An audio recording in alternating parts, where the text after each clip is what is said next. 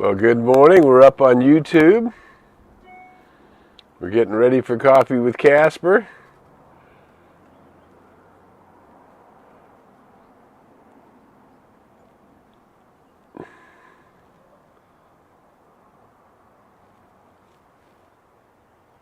About a minute, we're going to gong ourselves in. There we are. We're up live on Facebook. We're live on... Everyone come up and say hi. There's the Casper. There's the Casper. Good morning, good morning. Let me know where you are if you're checking in on Facebook. Good morning, Arlen. Nice to see you from San Clemente this morning. Good morning, Candace from Palm Desert. Good morning, Loretta from Boise. What a beautiful rainbow you had the other day. That was a great post that you had. Loved it. Good morning, David from Boise. Good to see the handsome, beautiful couple here. Good morning, good morning. Thanks for checking in. Yay, Casper. Exactly. Casper's doing good. Everybody's good. Well, here's is. Oh, we're not quite 8:30. We're going to gong ourselves in. I'm glad you're here. Welcome back from the big eclipse day yesterday. Exciting stuff. All righty. There's our 8:30. Let's gong ourselves in here. Here we go. We're going to take a couple big deep breaths. We're going to let out the sound ah. As you remember, we're going to bring our energy into our heart center just so that we can, as light workers, participate in this vibe together. Good morning, Missy Grant from North Carolina. Good to see you this morning. All right, here we go. Big deep breath in.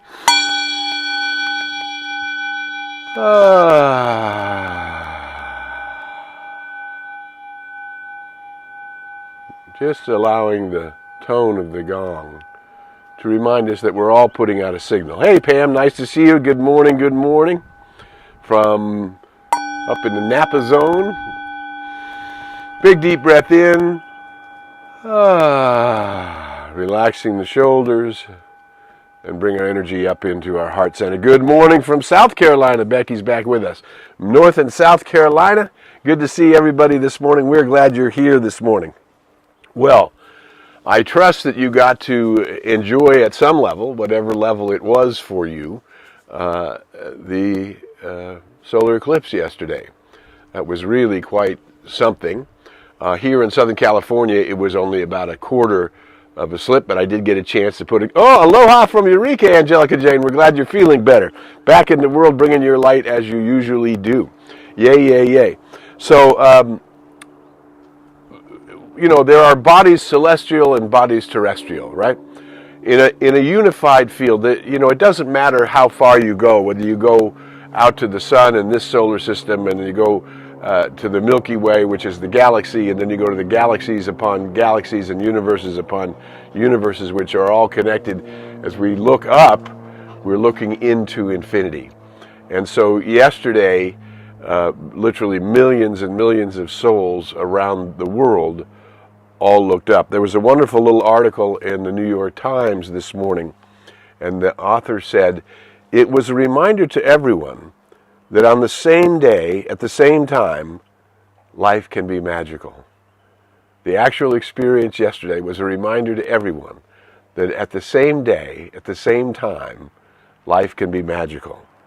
That being alive is a collective experience. Wow, I think that was really well written and really captures what really happened. There's a line in the New Testament, actually in the Old Testament as well, it says, I look up to the mountain from which cometh my strength. There's always been an idea that looking up toward infinity was the direction of spirit or source.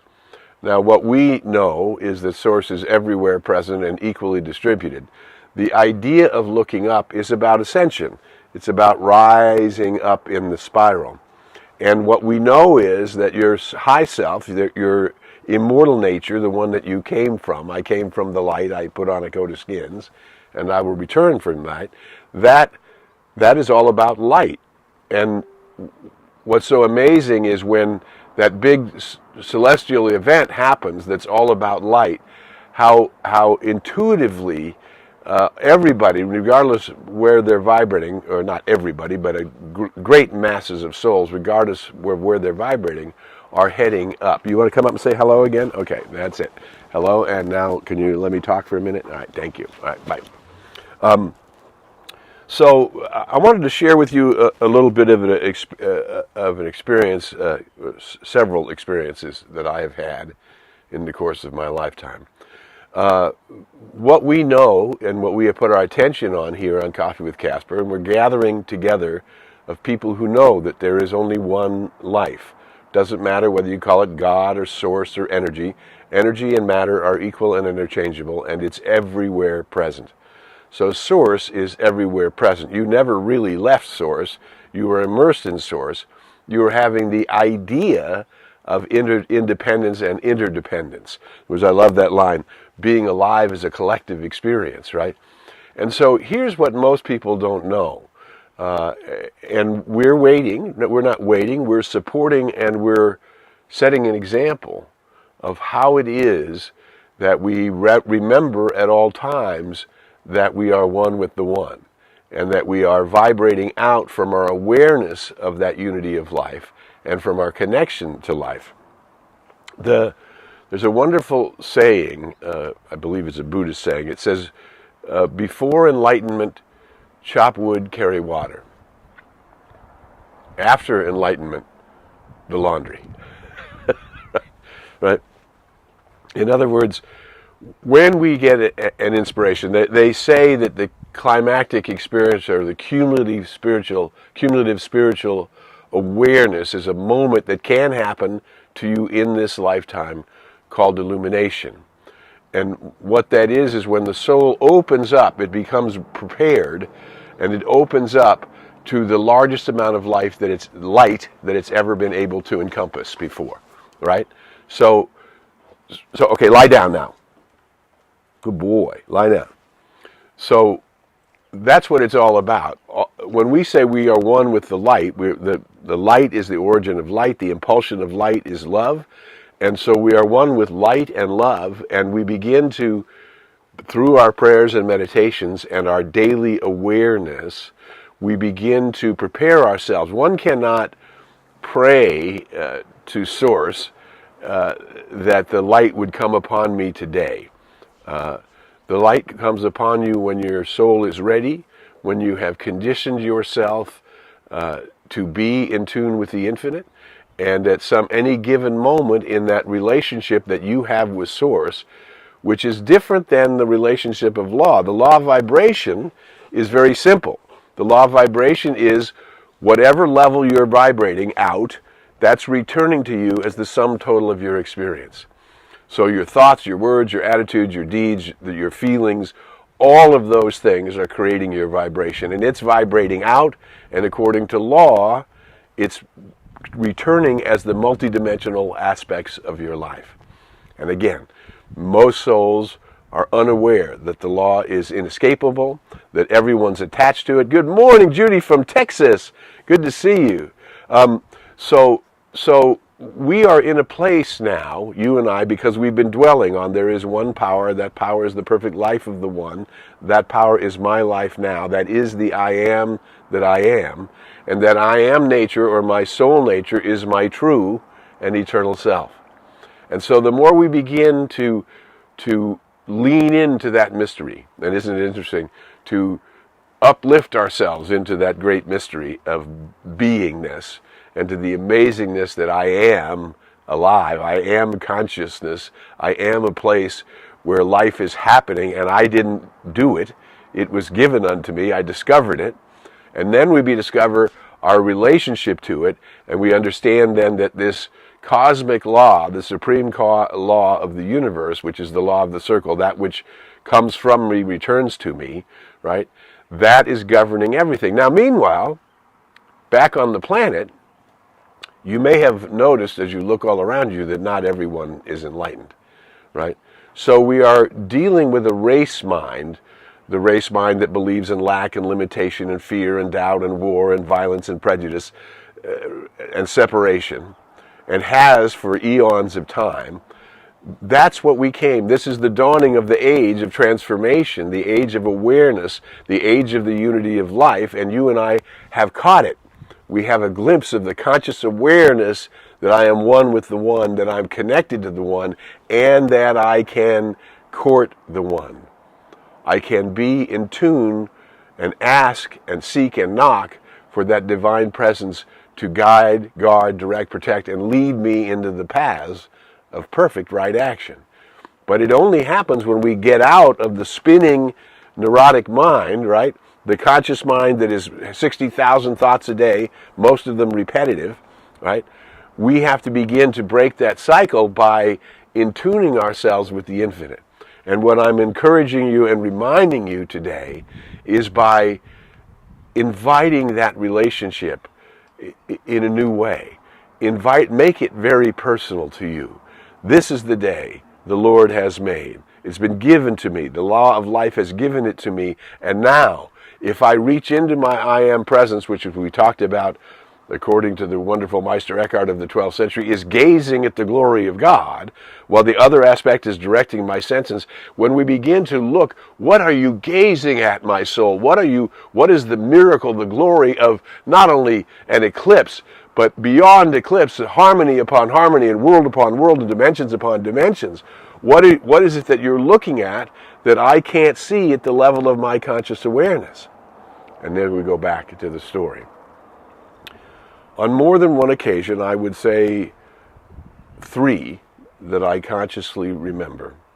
I was, one time had just finished a ski day and something happened and the light came upon me, and it was more light than I'd ever seen before. And it kept coming and it was in dialogue with me, and it asked me, are you ready for more light? And I said, no. I had reached the limit of how much light I could tolerate, how much I was willing to see based on where I was at that time in my life. Another time I was simply sitting at my desk in my office, and I had to grab onto the furniture because I thought I was going to dissolve into the light. And it was beautiful and transcendent, but greater than my awareness had capacity to make room for. And the third time I was simply sitting in bed meditating, and all of a sudden the room turned into light, and I began to have this transcendental, and I had to literally grab onto my wife's body because I wasn't sure if I was leaving, right? But none of it was. It was joyful and ecstatic and amazing, but I had limits to it, and that's where we all are, because we're making room in our being right now, in this time of transformation, in this time of an awakening humanity, which again, remind you, doesn't happen overnight, and it doesn't even happen in a flash of illumination, because even in the flash of illumination, when you and the Spirit are in a blissful commingling, and Spirit is revealing itself to itself, through itself, as you, it's extraordinary, it's powerful, and yet when you come back, when that big expansion happens and you retract, you're going to be bigger than you were, you're going to know more than you did, you're going to feel more positive about the reality of Spirit as you than you ever have before, and you will not lose it, but you'll come back into remembering who you are as a personality, who you are as your small self in relationship to the I am that you came to reveal in the world. That's what you came to reveal, the magnificence of your soul, which is the glory of the Christ, the Atman, the Buddha, the High Self, to reveal it in the world.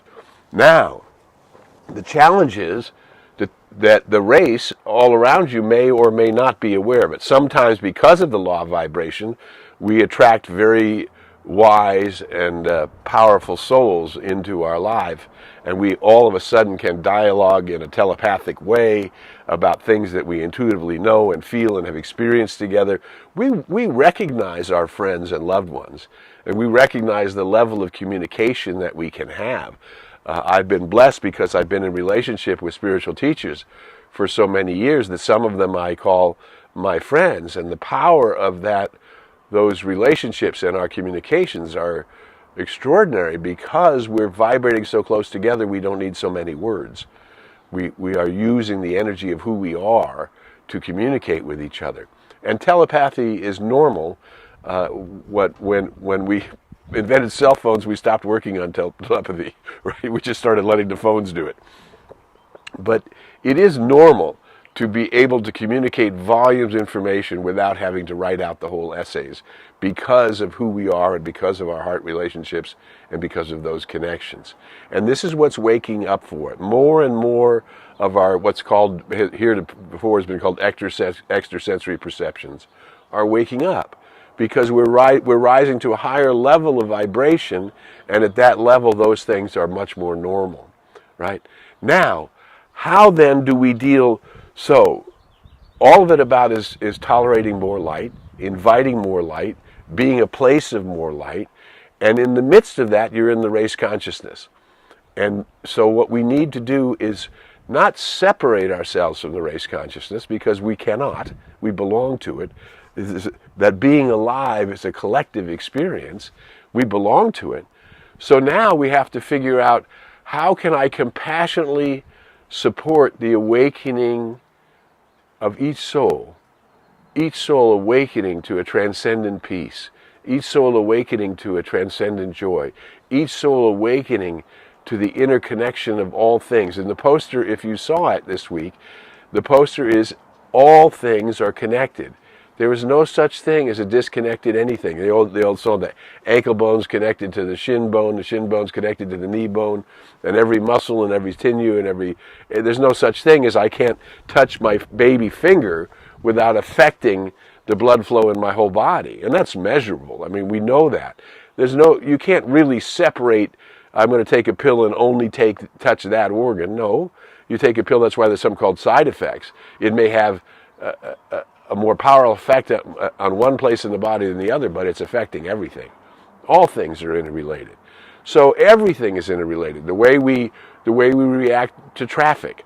If we decide to get mad at chopping wood and carrying the water, I'm mad that I have laundry. I just spent a week with my wife and family and grandkids because of the spring break, and there's laundry to do.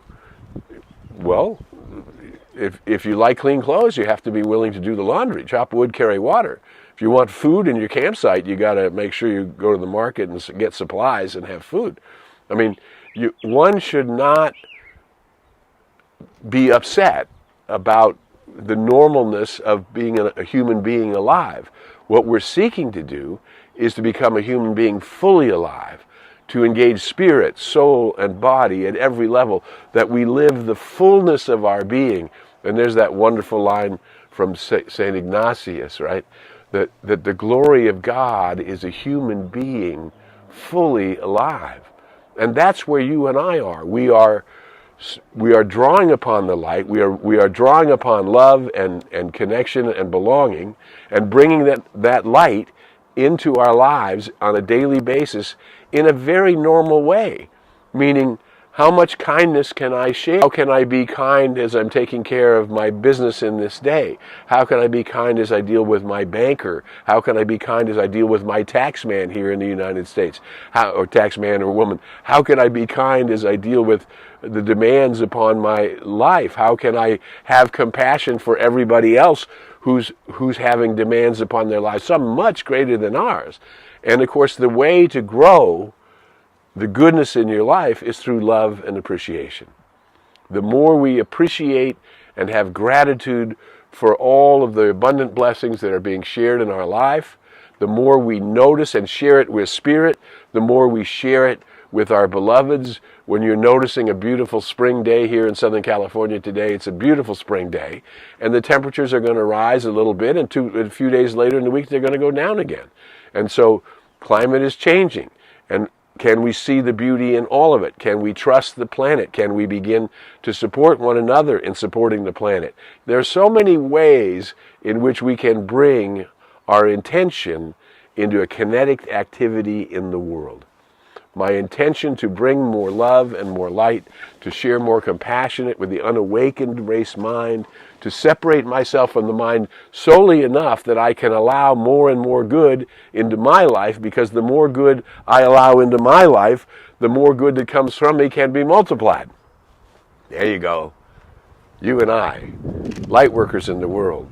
You and I who are aware of the unity of all life. You and I who love and appreciate our lives so deeply that we give ourselves over 100%.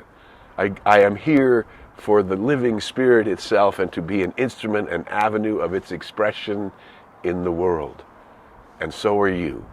And your vibration is high enough that we're together talking about these things, putting our attention on these things for these 20 minutes so that we remind ourselves, I cannot ask for illumination, but I can prepare myself for it. I can know that God wants me to know, that God wants me to see, that Spirit itself, Source itself, wants you to become aware of the glory of the I Am that you are, because it is your true and eternal nature. I'm Harry Morgan Moses. You're watching Coffee with Casper. If you found anything valuable in our time together today, share the video. Go to YouTube and like, follow. Go to LinkedIn, put it up there. Find a way to get it in your groups. Any way you can share and invite people to be with us, that we may once a week remind ourselves, and you will do in many other ways because of your glorious strengths and power and gifts. But this is once a week where we can gather and touch and remind ourselves that we are here in the light, as the light, with the light, to bring forth more light in the awakening world. I thank you for being you. I thank you for sharing your time with me this morning. And until we meet again, as you remember your spiritual magnificence, I invite you to go in the light, as the light, and with the light. May the long-time sun shine upon you, all love surround you, and the pure light within you guide you on your way. We'll see you next week on Coffee with Casper. Bye for now. Well, there's the Casper. He wants in. Been a great morning. Have a great week.